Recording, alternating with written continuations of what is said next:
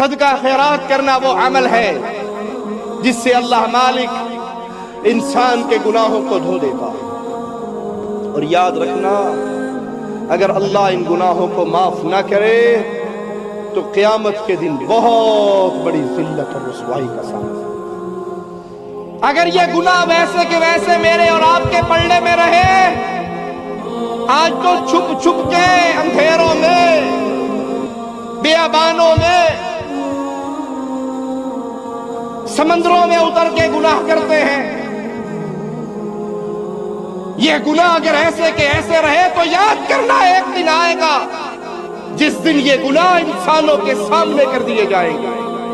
اللہ ہمارے گناہوں کو اپنی رحمت سے معاف فرمائے۔ یوم تجد کل نفس ما عملت من خیر محضرا، وہ دن آئے گا بھلائی کا ایک ایک نقطہ آپ کا وہ آپ کے سامنے کر دیا جائے گا۔ یتیم کی کفالت کی اگر آپ نے، وہ نیکی آپ کے سامنے لائی جائے گی۔ ماں باپ کے ساتھ اچھا سلوک کیا، وہ نیکی آپ کے سامنے لائی جائے گی۔ اللہ کے لیے مسجد بنوائی، وہ نیکی آپ کے سامنے۔ ایک ذرہ اگر آپ نے سبحان اللہ کہا، اس سبحان اللہ کا اجر بھی اپنے نام اعمال میں پاؤ گے۔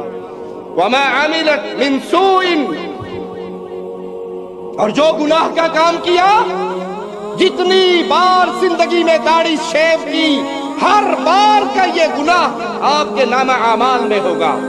جتنی بار گانے سنے، جتنی بار شراب پی، جتنی بار بدکاری کی، جتنی بار جھوٹ بولا، جتنی بار غیبت کی، جتنی بار چغلی کی، جتنی بار نمازیں چھوڑی، ایک ایک گناہ انسان کے سامنے اس کی ڈائری کر دی جائے گی۔ پھر اس دن چاہے گا کیا؟ وہ چاہے گا ان بینہا وبینہ امدا بعیدا، کاش میرے اور میرے گناہوں کے درمیان دوری ہو جائے، اور بہت دوری ہو جائے۔ اس خواہش کا اس وقت فائدہ نہ ہوگا اگر اس زندگی میں اپنے اللہ سے معافی مانگ کر اپنے گناہوں پہ توبہ نہ کر لی۔ بے شمار دینی اور تعلیمی ویڈیوز دیکھنے کے لیے ہمارا چینل سبسکرائب کیجیے۔ اللہ کے دین کی دعوت اور لوگوں تک پہنچانے کے لیے اس ویڈیو کو ضرور لائک، شیئر، کمنٹ